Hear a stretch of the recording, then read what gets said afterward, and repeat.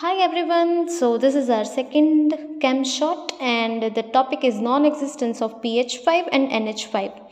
जैसे कि हम सबको पता है कि NH3 और pH3 तो एग्जिस्ट करते हैं, हमने उनके बारे में बहुत पढ़ा है, लेकिन कभी pH5 के बारे में नहीं सुना, NH5 के बारे में नहीं सुना, जबकि दोनों के पास वैलेंस शेल में 5 इलेक्ट्रॉन है। तो आज हम लोग ये समझते हैं कि ऐसा क्यों होता है। देखिए NH3 और pH3 के लिए तो बहुत ही सिंपल है, तीनों अनपेयर्ड इलेक्ट्रॉन जो है वो हाइड्रोजन के साथ सिग्मा बॉन्ड बना के मॉलिक्यूल फॉर्मेशन कर लेते हैं।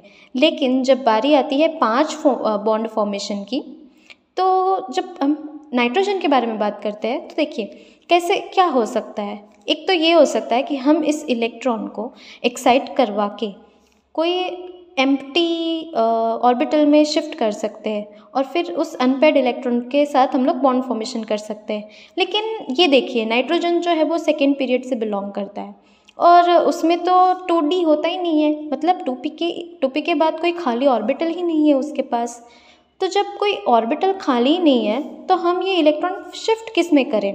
इसीलिए हम लोग कहते हैं कि nitrogen never exist as pentavalent. Nitrogen की कभी भी 5 बॉन्ड नहीं बनते। चलो ये तो समझ में आया। फॉस्फोरस का क्या, फॉस्फोरस में तो 3D अवेलेबल होता है, फिर भी नहीं बनाता, फिर भी pH5 क्यों नहीं बनाता। हम लोग ये इलेक्ट्रॉन को यहाँ पे एक्साइट करके ट्रांसफ़र करा सकते हैं और 5 बॉन्ड बना सकते हैं, पर ऐसा नहीं होता। क्यों?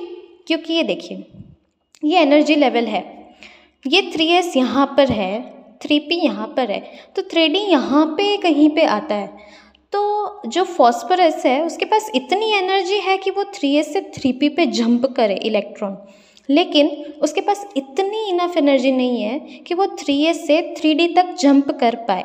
ये देखिए ये कितना बड़ा एनर्जी गैप है।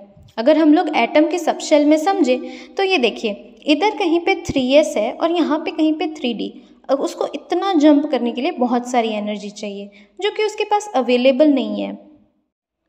लेकिन चलो pH5 का तो समझ में आया, तो फिर फ्लोरीन का क्या। फॉस्फोरस जो है वो फ्लोरीन के साथ हैप्पीली 5 बॉन्ड बनाता है, एक्साइट भी होगा, इलेक्ट्रॉन को जंप करा के 3D में भी भेजेगा और 5 सिग्मा बॉन्ड फ्लोरीन के साथ बना के PF5 मॉलिक्यूल फॉर्मेशन करता है। और हाइब्रिडाइजेशन भी देखो sp3d हाइब्रिड ऑर्बिटल्स बनाता है। क्यों?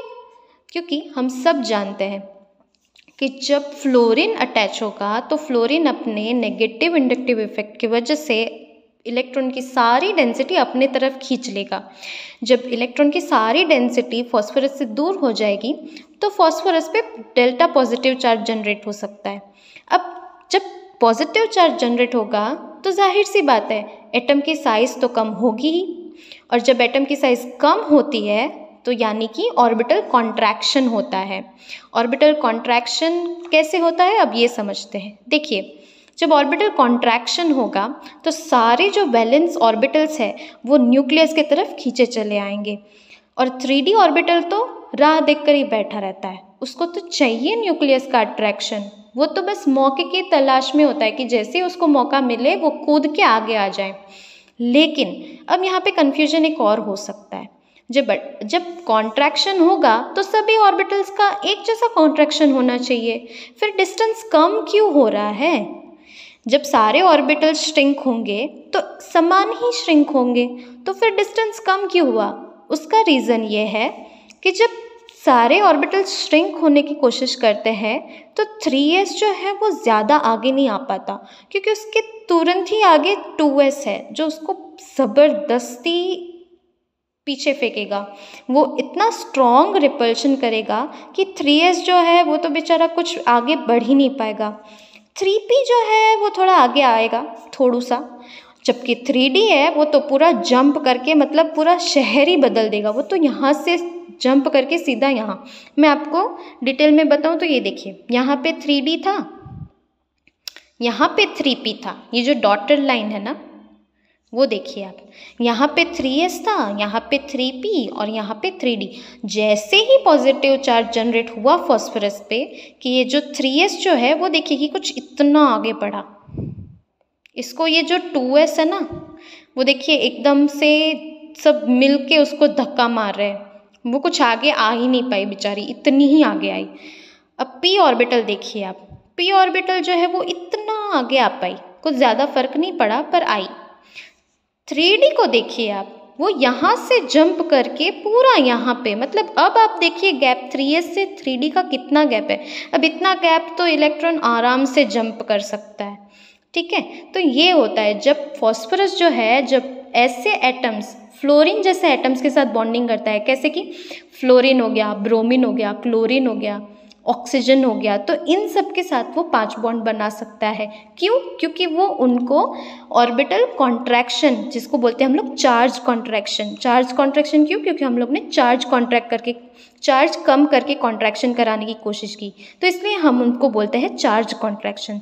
तो ये सारे जो एटम्स है जिसकी इलेक्ट्रोनेगेटिविटी हाईएस्ट होती है, तो वो जो एटम्स है वो फॉस्फोरस को चार्ज कॉन्ट्रैक्शन कराने में मदद करते हैं। इसलिए फॉस्फोरस जो है वो सबके साथ 5 बॉन्ड नहीं बनाता, पर इन कुछ मॉलिक्यूल्स के, इन कुछ एटम्स के साथ वो 5 बॉन्ड बना लेता है। इस पूरे फिनोमेनन को हम ये नाम दे सकते हैं, काउंटर अट्रैक्शन रिपल्शन फिनोमेनन। तो अगर मैं समराइज़ करूँ तो फॉस्फोरस जो है वो 2 तरह के बॉन्ड्स बनाता है, 3 और 5। जब न्यूट्रल होगा या नेगेटिव चार्ज होगा तो 3 बॉन्ड बनाएगा, और जब डेल्टा पॉजिटिव चार्ज होगा तो 5 बॉन्ड बनाएगा। अब ये देखिए, जब फॉस्फोरस और हाइड्रोजन की बॉन्ड होती है तो इक्वल शेयरिंग हुई है, non polar bond, electron density दोनों के बीच में है। जब फॉस्फोरस और फ्लोरीन ने बॉन्ड बनाया तो पूरी इलेक्ट्रॉन डेंसिटी फ्लोरीन के पास थी, मतलब कि हाईली पोलर बॉन्ड। जब PH3 और PF3 दोनों को हीट करते हैं तो PH3 जो है वो टूट जाता है, लेकिन PF3 पे कुछ असर नहीं होता। ये बहुत ही वीक है जबकि ये बहुत स्ट्रॉन्ग है। इसका क्या मतलब हुआ कि PH3 में कोवेलेंट कैरेक्टर है और PF3 में कौन सा, आयनिक कैरेक्टर है। तो इससे हमें ये कंक्लूजन मिलता है कि इक्वलिटी इज मिथ। जब शेयरिंग अनइक्वल होगी तो बॉन्ड बहुत ही मजबूत होगा और कभी नहीं टूटेगा। और एक और चीज़, PH3 के आगे बॉन्ड नहीं बन पाएंगे, PH4 PH5 नहीं बन पाएगा, जबकि PF4 तो नहीं पर PF3 के आगे PF5 बन पाएगा। ये तो आप रियल लाइफ पे भी रिलेट कर ही सकते हैं। Thank you.